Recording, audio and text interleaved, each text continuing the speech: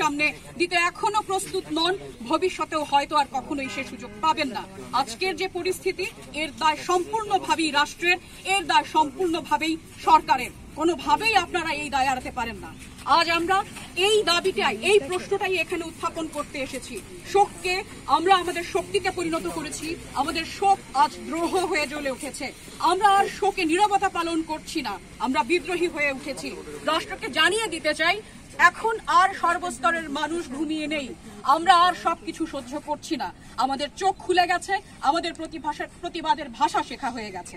আমরা রাস্তায় আছি যতক্ষণ পর্যন্ত না এর সুবিচার আমরা পাবো, ততক্ষণ পর্যন্ত ছাত্র জনতার সকল দাবির সাথে আমরা শিক্ষক সমাজ একাত্মতা ঘোষণা করছি। আমরাও তাদের সঙ্গে থাকবো এবং আমরা তাদের পাশেই থাকবো। সকলকে ধন্যবাদ। বিরুদ্ধে সঙ্গত কারণে আমরা শিক্ষক সমাজ আগামীতে যে কোনো কর্মসূচি ছাত্রদের পাশাপাশি শিক্ষকদেরও কর্মসূচির মধ্য দিয়ে আমরা ততক্ষণ পর্যন্ত মাঠে থাকবো যতক্ষণ পর্যন্ত রাষ্ট্র একটি সেন্সিবল জায়গায়, একটি সঠিক জায়গায় আসবে না। আমরা মনে করি রাষ্ট্র পরিচালনায় গণতান্ত্রিকভাবে দল পরিচালনা করবে, এটি সত্য, কিন্তু যেই দলের সরকারি থাকুক না কেন তাকে রাষ্ট্র বিনির্মাণে ইনস্টিটিউটগুলোকে শক্তিশালী করতে হবে। যেভাবে পুলিশ বিভাগ, যেভাবে বিজিবি, যেভাবে হাইকোর্ট বিভিন্ন ইনস্টিটিউটকে তারা ভেঙে ফেলছে, গণতন্ত্রহীনতায় যেভাবে নির্বাচন কমিশনকে তারা একপেশে করে ফেলছে, ভোটারবিহীন নির্বাচন করেছে, সঙ্গত কারণে আমরা মনে করি গণতান্ত্রিক পরিবেশে বাংলাদেশে বিরাজ করছে না। সে কারণে আমাদের আজকের এই অবস্থা। আমি আপনাদের মাধ্যমে জাতিকে জানাতে চাই, শিক্ষক সমাজের পাশে আছে, শিক্ষক সমাজ পাশে থাকবে। ধন্যবাদ আপনাদের সবাইকে। মোহাম্মদ জামাল উদ্দিন।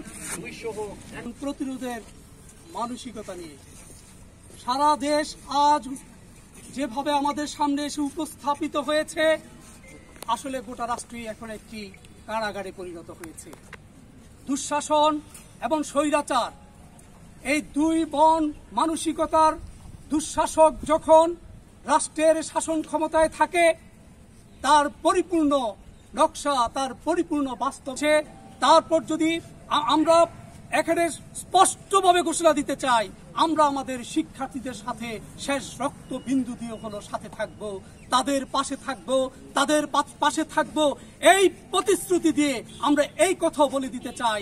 যদি সারা সাক্ষী রেখে আমরা এই ঘোষণা দিতে চাই। সবাইকে ধন্যবাদ।